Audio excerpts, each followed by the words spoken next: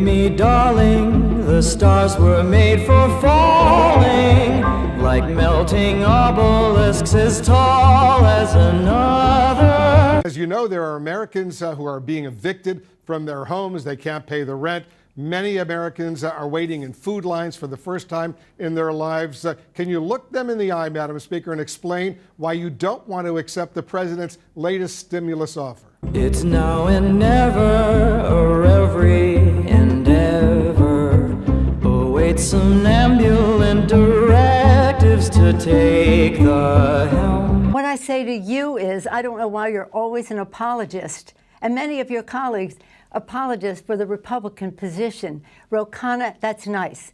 That isn't what we're going to do. It feels like flying, but maybe we're dying. But there are millions of Americans who have lost their jobs. They can't pay the rent. Their kids need the food. That's right, and that's what we're trying to get done. $1.8 trillion, and the president just tweeted, stimulus, go big or go home. He wants even more right now, so why not work out a deal with him, and don't let the perfect, as they say here in Washington, be the enemy of the good. Well, I will not let the wrong be the enemy of the right. What's wrong with $1.8 trillion? She knows you heard her staging music murder in line before the show began to be where I am. $1.8 trillion. $1.8 trillion is a lot of money.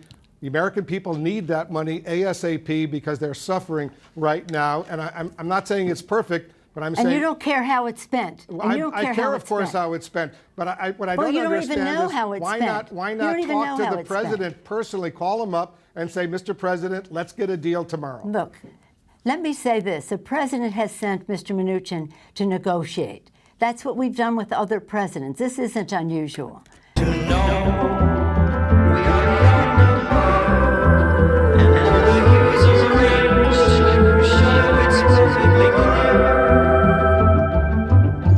You've been on a jag defending the administration all this time with no knowledge of the difference between our two bills, and I thank you for giving me the opportunity to say that to you in person. All right, Madam Speaker, these are incredibly difficult times right now, and we'll leave it on that note. Thank you so much for joining us. We'll leave it on the vote that you are not right on this, Wolf, and I hate to say that to you, but I feel confident about it, and I feel confident about my colleagues, and I feel confidence in my chairs. En ensemble d'enfants, la galaxie s'étend, jardin de l'imagination.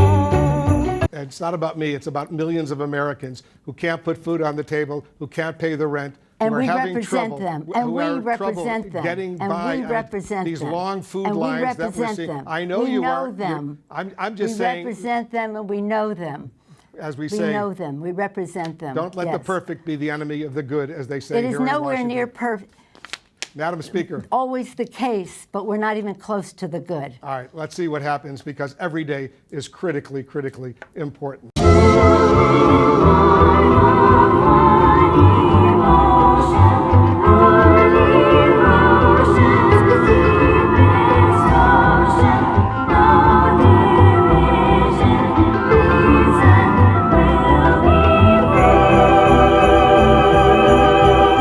For your sensitivity to our constituents' needs. I am sensitive to them because I see them on the street begging for food, begging for money.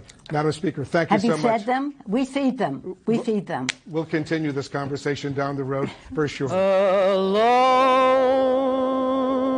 at the edge of a universe, humming a tune, for merely dreaming we were snow.